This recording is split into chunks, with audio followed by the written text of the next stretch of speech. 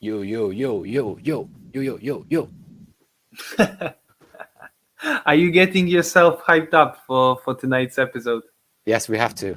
Otherwise, we'll be like, ugh, dead. Yeah, No, I'm no one I'm a likes bit to like listen. that after my workout today. I told you earlier that I had quite intense workout.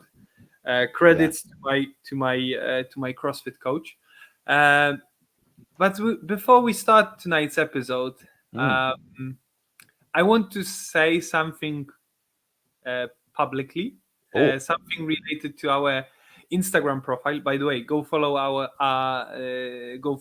on Instagram. We are posting loads of great content there. And yesterday I posted first reel on our Instagram yeah. profile. It's going good, uh, Good. but unfortunately, or maybe fortunately, we had a hater Oh, I for this. saw that. I Yeah, saw so that. let me tell you something. What did So what did he or she say? is so have you seen the comment or not? I was gonna see about because I was at work when the comment popped up, and then I want to see the comment, but I couldn't find it. Okay, so let me tell you about it. So the guy uh, commented something like, "I would never hire someone who is like in front of camera pointing to floating text. It's so cringy and tacky, right?" And I saw this comment, and um, I was a bit, pissed at first. And I have this really strange thing because that I really want to check very often who's behind those comments. So I checked who's this guy is, and it was some older guy, like 40 plus, into like Star Wars and stuff like that. So loads of things about Star Wars on his Mm, profile. So mm, I drafted I drafted a comment that I wanted to, like, a reply to his comment, yeah. and I wanted to say something like, "Oh, who says that? A guy who is like 40 plus and is geeky about his like Star Wars thing or something like that." And but then I realized that my reply would be like very mean and on the same Mm, level as he is. as as what he commented, right? Exactly. Exactly. So I didn't even post it. I just deleted what I wrote, and I started again. And my reply to his comment was like, "Wow, thanks for wasting your time to spread this positive energy. Keep it up, mate. I bet you are a very likable person." And I was happy that I posted such a reply to his comment, because Okay. I think that it was quite sophisticated. It wasn't very. It was a bit mean, but not very mean. Um, and and in the result, he deleted the comment. So Oh, I that's why I couldn't find it. Yes, so I believe I made him reflect on his own mistake. So I'm really happy with my reply, that instead of going into some, uh, you know, cockfight, let's call it, Hmm. I just decided to reply in quite, let's say, Thoroughly. reasonable manner, and make him reflect on his behavior, right? Hmm. Wow. Yeah, I saw it when I was at work, and I was just like, someone just like, I will never, and I Yeah. was just like, what? What is this about? And then when I was trying to get in to have a look, it was too late. It was like the comment is not there anymore. Some people, honestly. Yeah. Yeah. uh, and it's funny, because when you think like there is someone who is like 40 plus, and he spends his time to, let's say, make 25 years old guy feel bad about himself, Mm. then something is wrong, right? Yeah. uh, all right. let's Wow. let's leave it, and let's proceed to our episode. Maybe you can introduce it, Zane. Sounds good. Okay, so hi everybody. Today back to where we were before. Got carried away talking about one guy out of 30 odd likes, one guy spread one message, and we talk about that guy. How unfair is it for the other 32 person, right? That's always like Like the one guy out of 3,000 people who saw this reel, right? exactly. It's crazy. Empty cans always make louder noise. So just ignore the noise. Anyway, we will carry on. We're going to talk about how to prepare your first sales presentation. Sounds exciting. But the way that we're going to do this is we're not going to teach it. We're going to find an article that talks about how you can do sales presentation. It will share some techniques, etc. And then we will share our point of views to go, do we agree? Do we not disagree, etc. Then you can make your own decision to decide how you want to make your sales presentation. Because at the end of the day, there's no one right answer. So don't take anything for gospel. Just use it as a reference document. And that's where we're going. We'll share some of those we might agree. Like the first thing I think I saw, and I was immediately was like, I don't do that. How I want to do that. So everyone's different, and we'll share our perspectives on why we think that is the case, and how it will help you is that you will go out and you have to talk about sales presentation. You have to do well. You have to be able to present well, position well. So that's why it's important to understand there are some techniques that can get you there. It's not all just about passion. Go out there and talk. It has to be talked in a specific way, specific manner, translates into on stage, in message, in DMs, etc., etc. So very important stuff. Okay, without further ado, so today's article that we'll be using, we need to give credit where credit's due, is from HubSpot blog. Okay, so this was created or published by this article. Again, you have to make on your own view. We are just going to share our views on this article. Cool. That Do we're you going to talk about. do you, like an anecdote from myself? Do you know that I believe that HubSpot is the most valuable marketing company in the I world? completely agree. It's like I think it was at the beginning of this year when they were valued like $10 billion or something like that. Yeah, I And mean their newsletter is amazing. like yeah, the amount of knowledge that they have, like the like the knowledge, the accumulated knowledge that they have is just astonishing, So good. and also like great software, like yeah, really Mm. great company. So good, so good. So HubSpot created this article, right? 14 sales presentation techniques that will help you close more deals today. Okay. So let's have a look at the first one. So it talks about sales presentation techniques number one. Send your buyer the presentation deck before your call. I'm not Hmm. sure if I agree, actually. Why would you send your presentation deck before your Yeah, call? I have never done it before, uh, but you know, it's interesting to try it. Actually, it would be interesting to try it, but the catch here is that your presentation needs to be crystal clear to anyone Mm, so that there is no confusion. You need yeah. to really work on your presentation deck if you Mm, want to send it beforehand, mm, because then hmm. But at the same time, I'm also a bit hesitant about doing it because like in my presentation deck I include my price and stuff like that, mm, and I feel like if I send my presentation deck before presentation, then someone might skip it to to the last slide where there is my price, right? mm. And they might miss all the content that there is in the presentation deck before the price. Exactly. And Yeah. actually, what I believe my when I sell my service is that I I build the Mm-hmm. wrapper, uh, Rapper. and then I I present the price because I show that, you know, it's worth it, you know. Mhm. I want to argument first the price instead of showing the price and then argumenting it, Mm. because it's like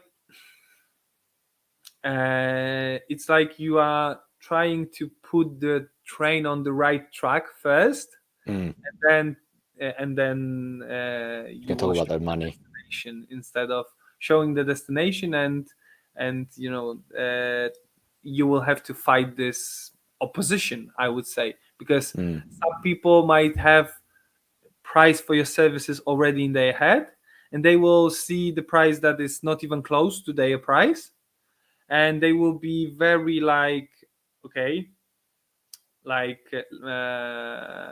they will be very put back, I would say, right? Mm. Mm. Yeah, I look at this and then it says you might assume that sending a buyer the deck before a call is like revealing whodunit on the cover of a murder mystery. No one's going to pay attention to the rest of the book. Right, wrong. If your deck is compelling, prospects will want to get into it with you, even if they know the main point. Together, you can dive in, dissect the good bits, and talk through questions. It's going to be a juicy conversation, and they know it. I think the key point they're trying to say is that it saves everyone time and kicks the sales process off to a good start. I'm not quite sure about that. Like someone, for me, someone like in the business side of things, if I see someone just send me a presentation deck, like I might just scroll through it, but I would not pay any attention at all. Like I would not, because I would be busy doing my own stuff. So why would I spend time going through it? And if you send me the deck, then what do we need to talk about? You know, so I am not sure. I'm probably more in the camp of, like you said, just making sure that I got the right thing in line, align, and then the sales presentation will come with the conversation. So that's certainly my way of doing it. Yeah, Yeah. yeah, definitely.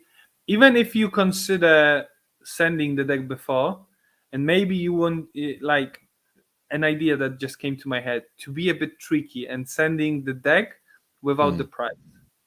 mm, Don't do it, definitely, because that would be sketchy, you know? That, yeah. oh, there are two different versions of your presentation, so you are hiding something from me. So yeah, Yeah. definitely don't do it this way. Yeah. Uh, Cool. Second bit, invoke self-discovery. I think this is a good one. So before you discuss solutions and results, you must understand the problem. More importantly, you have to be sure your prospect understands the problem. Self-discovery is the ticket that gets you there.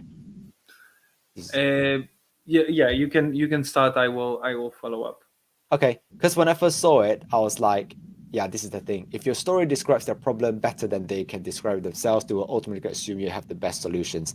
I think for me, self-discovery is about having conversations with your clients or with your customers or whatever, and you say things in such a way that you help them discover the problem themselves. So you don't tell them to say, this is the issue, X, Y, and Z. You don't impose it on them, but you ask questions in such a way that they understand where the problem is, what is the cause of inaction, and then you show them how your solution can help them plug in that gap. So I think self-discovery is quite good because you kind of give the clients two things. One is that you give them a solution to the problem that they have. It's a problem that they come up with that they say this is our problem. So you ask questions and then you get the things, you extract things out of them. And then the second thing is that you give your clients and customer a perspective shift themselves because sometimes they get so in it, they don't see the way that you see things. But if you can help them take themselves out of that situation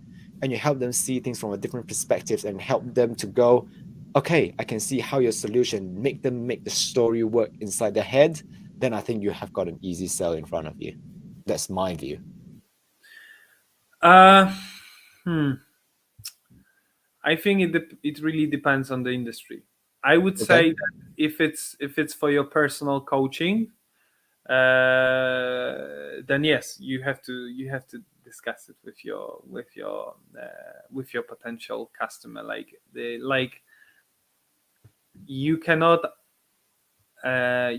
explain like you cannot really highlight the problem Mm-hmm. uh, because you don't know the problem is, because the with personal coaching the problem is like somewhere inside and you need to dig to get it outside.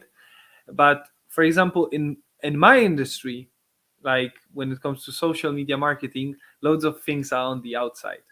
Mm-hmm. And actually, uh, actually what I do is that I do the quite quite moderately in-depth analysis of their marketing. So I analyze their like Facebook profile, Facebook business page, Instagram business profile, their website. If they run ads, I also check them in Facebook ads library, and I analyze those things, and then I lay it out for them Mm-hmm. during the presentation. So so that, because I think that they are subconsciously, they know that they have a problem, Mm-hmm. but very often their problem was never vocalized. No Okay. one ever told them that this and this is the problem. Like they know there is a problem, but they don't know what specifically is the problem. And if I come to them and tell them that this and this is a problem, then I have an impression that they feel like, okay, this guy knows his stuff. Mm-hmm. So that's why I would say, you know, you really need to tailor it to Who you're uh, talking to? who you're talking to, right? Absolutely. Yeah. Because even with consulting businesses, the consulting businesses will come to the company, and on the surface level they will know what the problem is, but then they will, you know, during their project they will dig deeper, right? Yeah. Because if you come to your client and be like, oh, so what's your problem, tell me more about your industry, you will turn up a bit unprepared, in my Okay. opinion. Okay. Uh. Okay. Maybe that's true. I don't know because, like I said, we're probably in different sectors, so maybe the approach is going to be a little different.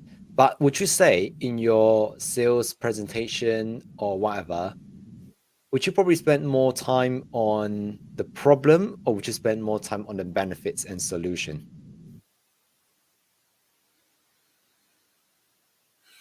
Hmm. Hmm. Problem. I would say I would. I think I spent more time on problem, because how I structure my uh, presentations is that Mm, I start with a problem, with mm, my analysis of what they do. Then I show them what their competitors do, so that mm, they know that they are a bit behind them. mm. So I even like, it's like I open the wound and then I put some salt on it. Yeah, Then I tell them about the solution, and then I ask them whether they want to take the solution or not. no, I tell them about the benefits of the solution, and then I show them the solution and the price and stuff yeah, like that. sounds good. So we covered point three.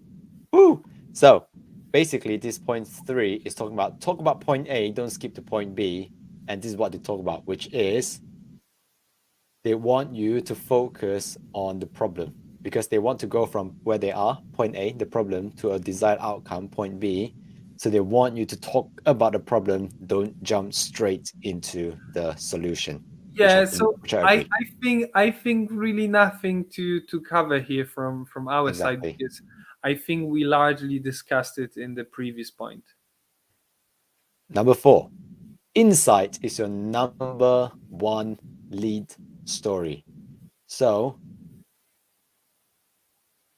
Yeah, they, so I definitely agree. So that's my analysis, that's my insights, you know, that's my knowledge instinct, that I'm speaking to my clients, you know, that yeah, very often I tell them that, okay, we can do something like this, and they are like, okay, we have never really thought about this, or Yeah. maybe like something wrong, something bad is happening here, and they were like, oh, we haven't really noticed it before. Yeah. So Completely. that you have to remember that when you want to solve someone problem, you you are in the position of being objective, and you Mm-hmm. need to be objective, and you need to show them that you are objective. You should never be like subjective from their point of view. You should never like agree with that. You you need to agree to disagree. So we said it earlier, I think, in one of our episodes, that it's good to that you should never use negative or disagreement with your potential buyer, but you should communicate the disagreement with them. You should communicate them uh, the, the bad news, let's say. Yeah.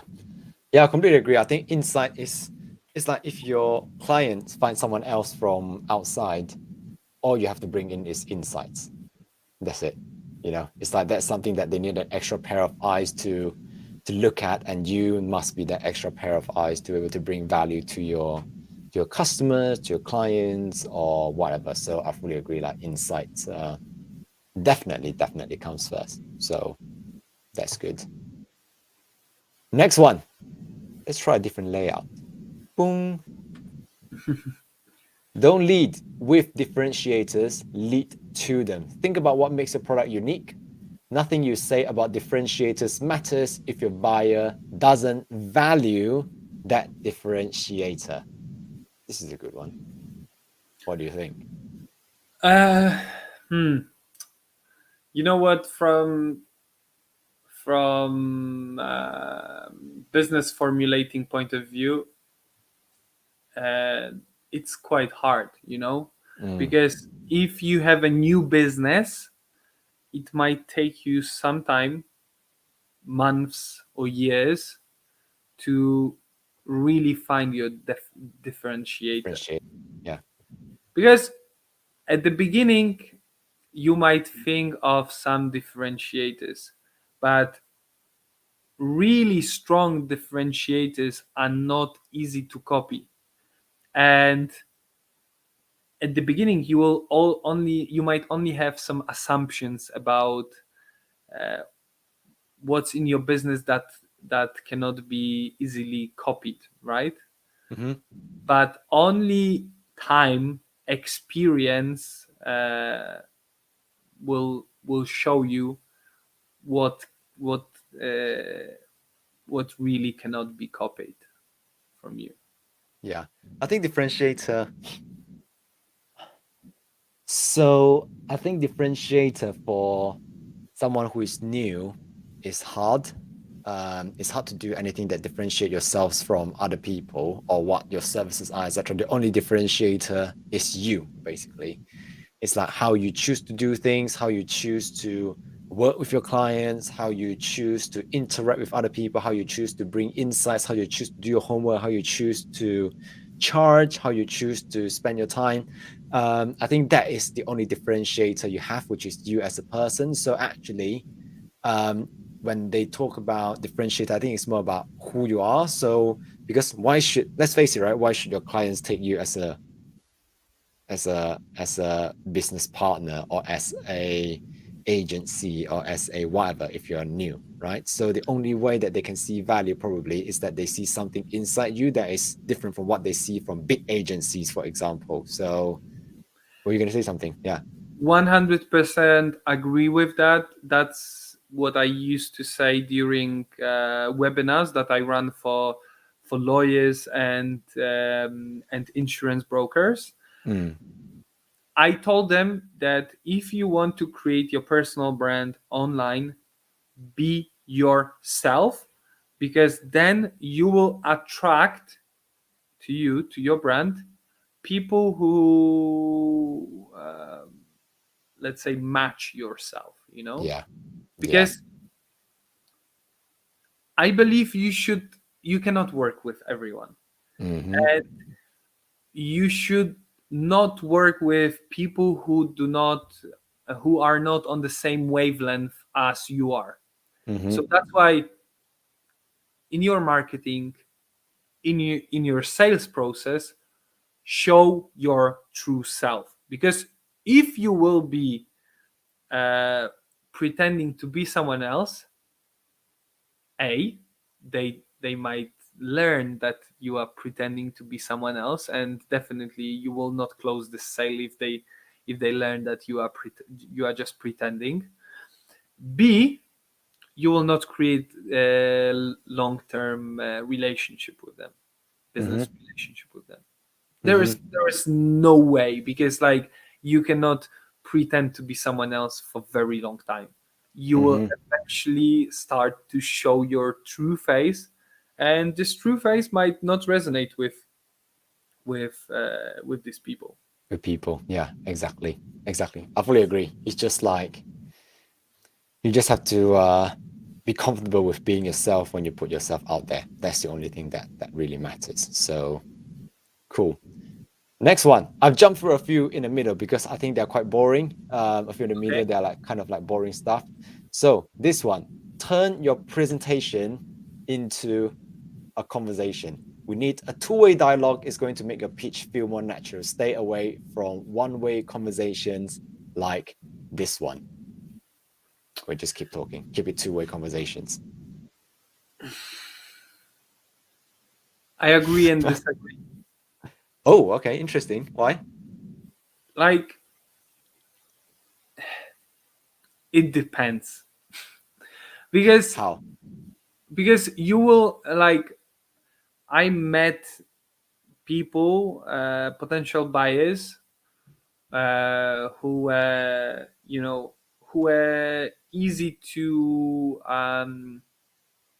create this, let's say, two-way conversation. Mm-hmm. It was easy to start this two-way conversation with them during the presentation. But also there were clients who just wanted to listen, and even when I tried to drag them into some conversation, they they they gave me signal that no, I want to listen what you have, and then I want to just buy it from you or not. That's it. Okay. Okay. Like, everyone is person, everyone is different. Some people will be more extroverted and will probably even bump into every word you say. Mm-hmm. That's of course bad spectrum of it. But the other end of this spectrum is that when someone doesn't say anything, and you start thinking like, oh, maybe I'm saying something wrong, or something like that, and like, actually, one like the last clients that I closed, the conversation looked like I presented to him, and I tried to drag him into conversation. He was very reluctant to that, and when I finished, I just said, okay, do you have any questions to me? And he said, when can we start? That's it. He Oh. just listened to me, and he just wanted to start working with me. So Mm-hmm. so believe me, it doesn't have to be two-way conversation to close it. Like, it Yeah. really depends on your buyer's nature. Okay. So let's stay on that one then. So if someone is new to a sales presentation or a pitch, right? What would you say are the indicators for someone new to know that, okay, this is one that I should carry on with a one-way conversation, or this is one that I should keep it both ways or two-way? It's really hard to say. Like, Mm-hmm. uh, that's one of the things that divide people. Like, I mean, that separate people from good entrepreneurs and good salesmen to bad entrepreneurs, good salesmen. Emotional intelligence. If you have emotional intelligence, social intelligence, then you will know if someone wants to conversate with you, and you Mm-hmm. will know if someone doesn't want to conversate with you. Okay. You just you will just feel it. Sorry, but maybe in few years I will tell you about how you can recognize it, but at the moment I cannot tell you. I think you should rely on your instinct, on your emotional intelligence, on your social intelligence. Hmm.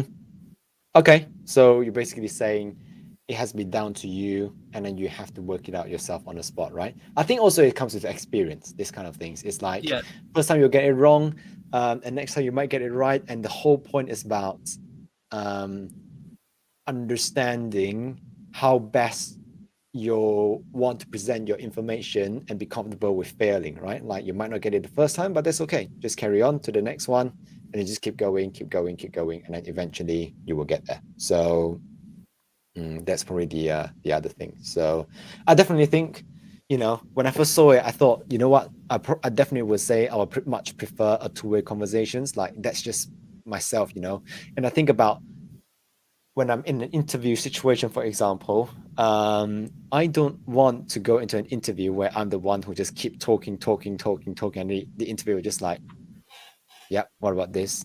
Yeah, that. I was like, I don't know, like the energy level doesn't match. And sometimes like I will probably just choose to be like, I would much prefer a two-way conversation. And if it's not, then I'll just go, do I want to work with this client or not? Because I know that this is this way, this is that way. So I guess it's down to the individuals at the end of the day. So like you said, there's no one right answer. You just have to pick which way works much better for you, and then just go from there. yeah. Cool. I think in the interest of time, we're about half an hour in already, but I have had a look at the rest of them, Pick and the best one. yes, I want to pick the best one. I'll let you see which one you want to talk about, okay? Because I think there are two very interesting ones, and let's see what to share. Okay. So this talk price after you establish value, or do you want to talk about this? How you use social proof, because they did a research and say social proof has a negative impact despite conventional wisdom. Sellers Negative who use impact. negative, yeah, sellers who use social proof techniques in their sales calls have a 22% lower close rate than sellers who do not use social proof techniques. And it's even worse if you're at early stages. The use of social proof techniques during early stage calls plummets close rates by 47% compared to early stage deals where social proof techniques were not used. So the reason why they say that is because the regular buyers don't identify with big name brands. So here's a much more effective strategy. It sounds like we are interested in social proof anyway, so let's do this one. Here's a more Yeah, effective because, strategy. because Use, when it comes to the price after you establish the value, I already said that. yeah, it's like Yeah, makes sense, right? yeah. Use tribal social proof. Clients who belong to your buyer's tribe have the same pain points, challenges, and needs. Instead of naming a couple of magnificent clients, evoke tribal social proof by naming 6 same tribe clients. That's Okay. interesting. You know what? I never use social proof in my presentations. At all. Zero. Yeah, for a reason, Okay. because I have an agreement with my clients. That you never share the name. Like it's confidentiality agreement. Okay. Yeah. I like it's extremely sensitive when it comes to, companies in the same industry, right? Mm. You don't want to just, go and talk to competitors, telling them that, oh yeah, I work with your competitor, we are doing great for them, we can do great for you, even though like I don't think that there is a conflict of interest. I told you this earlier, that Mm. I feel that there is enough market for everyone, so I don't see a reason not to hire the same company for to serve two companies in the same industry. But Mm. um, yeah, never mind. So yeah, there is like in contracts that I sign with my clients, there is confidential confidentiality paragraph, and I respect that. Um, like if they really persist, if they really want to see some results, I show some results from my clients, but of course like I made them anonymous, you know. Yeah, yeah, completely. Yeah. So I think that maybe it's good not to like push too much with the social proof, Mm, uh, and instead just uh, sh- like show your value, and in case they are still in doubt, and I think if in case they ask, like, can yeah. you show me some proof that you are legit, then use it. If they ask, then that's fine to use it. If they don't, maybe don't just stick it to their face. Yeah. I think social proof is definitely, I don't know, like every pitch or sales presentation you go to, everyone talks about social proof. And even in, I think there's a very famous book called Influence. I Uh, know this one. Yeah, yeah, you know the book, right? Robert Cialdini, he talks about social proof as well. But I think the point they're making here is that if you're a massive like agency, you have got big clients, don't just throw the name of the big clients everywhere. Talk about a client or a social proof that is more relevant to the customer or the client that you're trying to pitch to so that they can relate to how you can potentially help themselves. I completely agree with you. Like, be confidential. Don't tell them which client you're working with. Just say that I'm working with clients. Similar problem that they got is X, Y, and Z, and that X, Y, and Z is exactly the same problems that your the client you want to pitch is actually facing or going through. Then they can relate it that way. I think that's the point. I think maybe people just like use social proof and just like throw around, give some random examples that people cannot relate to, and when they cannot relate to that, guess what? They just switch off. So that's probably where they're coming from. But it's quite interesting to see that when you don't do social proof properly, the number of conversion actually goes down quite a lot, drastically, actually, massively. yeah. Yeah, wonderful, Okay, so cool. that's it for tonight. That's it for tonight. Yeah. So if people want to have a look at the article, it's there. Underneath that, we need to give credit where credit is due. Is from HubSpot. So go check that out if you're interested to learn more about it. Subscribe to the newsletter. It's quite good. I think if you are, especially if you're in the marketing space of your own little business, it's quite good. I learned so much about like emails. They even talk something about like landing pages sometimes. It's very good. Very good. Very good. Very good resource. Yeah. True. Okay. Like HubSpot was first place where I learned my craft of Mm. social media marketing. Mm, nice, nice, nice, nice. All right, Dan. Any last words? Last words. Uh, have a good night, everyone, and see you next week for Yeah. guest interview episode. Yes. We hope you enjoy. And as always, beautiful plug-in. Where's my fingers? Bang. Follow us on Instagram at the Newborn Hustlers. Keep an eye out. We might do something very interesting. As we're recording this, we are in the very end of November. We're going to December very soon, and then 2022 officially kicks in. So we might start to spice things up a bit. How? We don't know yet, but we might. We might. We Yeah, might. exactly. Innovation. More Innovation. info next week. Innovation. Innovation. All right. Yeah. Okay. See you all. Have an amazing time and care. Bye.